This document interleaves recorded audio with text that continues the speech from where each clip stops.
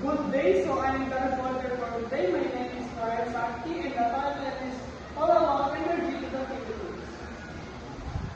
Energy in the Philippines. The Philippines is an emerging economy and its economy has greatly shifted from agriculture to industry, and also in terms of energy use, conventional fossil fuel or oil and gas are the main source of its primary energy demand, and also the total primary energy consumption of the Philippines in 2012 was 13.2 million tons of fuel oil equivalent.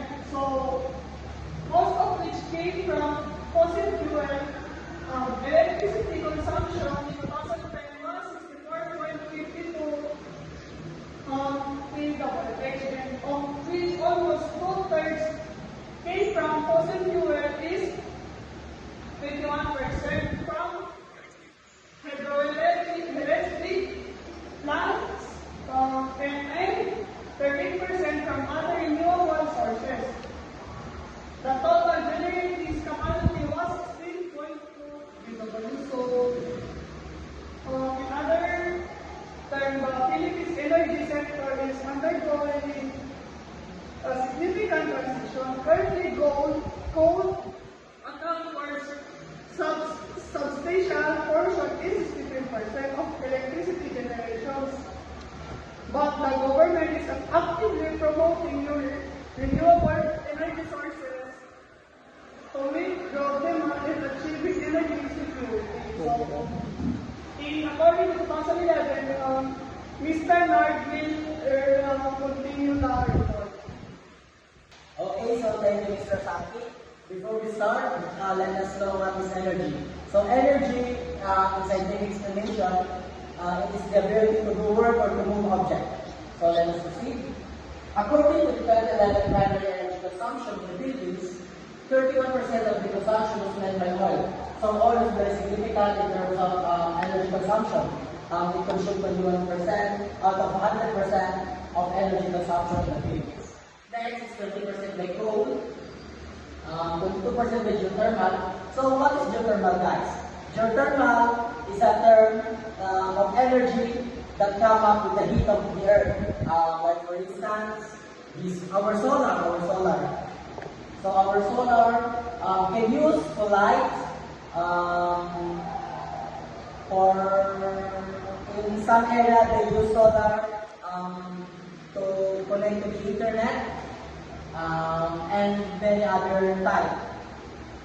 Next is 12% by biomass. So what is biomass? Biomass is the energy that comes up with the, for example, our trees. Our trees also give us an energy, so we call biomass. So 12% of the 12% of the energy was delivered or given to us by our environment, our biomass, and 6% for the hydro. So hydro is the term of energy that is given by or delivered by the water.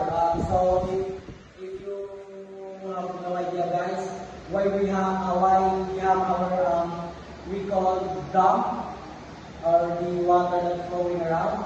It is because that water is also given us an energy.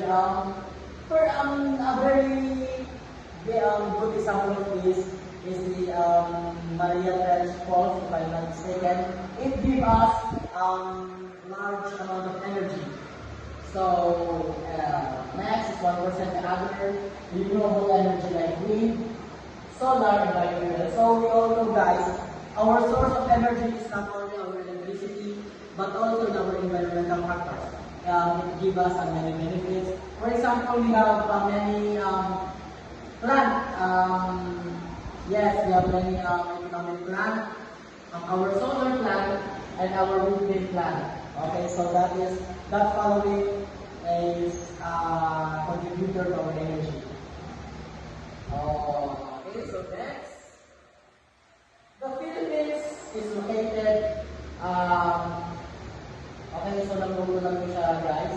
But the Philippines is located at the Pacific Ring of Fire, which is 41% of the electricity demand is met by the thermal Pacific Ring of Fire. So, as you can see, the Philippines is very nakadikit sa Pacific Ring of Fire. So it demands a very big it gives so you have the Philippines is very near to the Ring of Fire. So it gives us 41% of geothermal energy. So kung isipin guys, what is going on today with climate change, all of the going around in our society today, reflect the energy that is given to us. It is because 41% out of 100% of the energy consumed in the Philippines is given by geothermal energy. So next, the population of the Philippines is over 101 million people and is a rapidly developing nation. So can you imagine that you the 101 million people using energy as of today, and so far growing rapidly, developing nation has increased in GDP averaging 6.1 from 2011 to 2015. So this article is way back 10 years ago.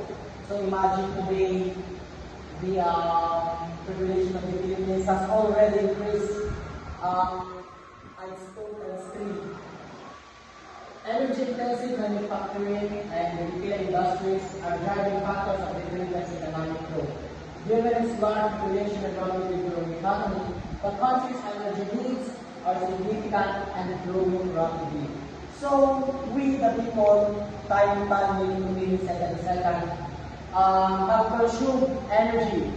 Like for instance, using our gadgets, using the lights in our home, electricities, and many more.